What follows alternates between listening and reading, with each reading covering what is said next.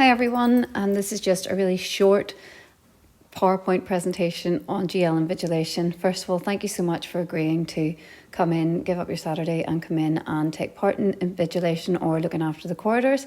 It's really much appreciated, and I know many of you have been helping out over the last few years and therefore are aware of all the procedures, but this is just to go over and make sure that everybody is as clear as possible for the day. So on the test day, the main invigilator, so those who are in charge of the hall, should arrive at 8:30, and they should begin to set out the desk cards which will be present in the box file. All the other invigilators can arrive at about 8:45, and we are expecting children to arrive between 9 and 9:10, though I expect some might come in before that or try to come in before that, but we won't really let them in the building. At 9:10, they should be lined up outside the room or hall, and this is a really good opportunity for the prefects to utilise the prefects and to get them to check the snacks. So they should show their bag with their snack in it and ensure that it is nut-free. If we're concerned about it not being nut-free, it has to be confiscated or taken off them, and we will have others to replace it. But they have been informed to bring nut-free snacks, and we can't take a risk because there are some students who are coming in with nut allergies.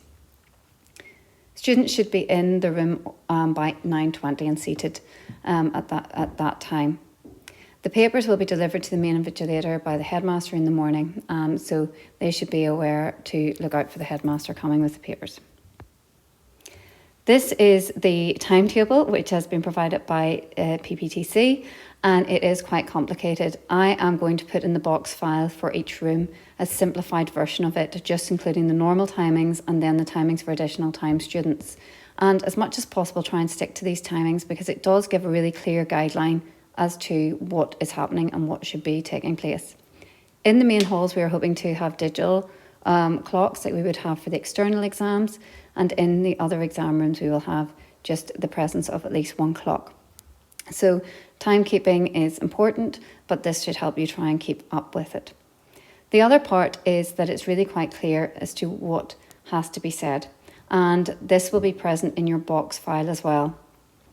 PPTC are really good in that they give you the exact words to say and just stick to the script. It's quite a clear script, just stick to it and make sure that you're given time where it's asking you to give time to the students in accordance with the timing set out by PPTC. So the script and the timings will both be present in the box file. If a fire alarm happens to go off, please ask the students to remain seated and await further instructions.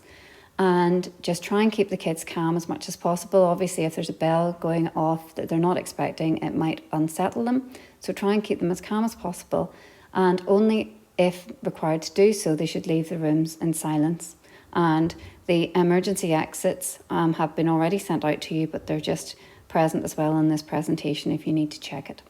So just at the minute, if the fire alarm goes off, just ask the children to remain seated, reassure them, and await further instructions from the corridor staff or from the facilities manager.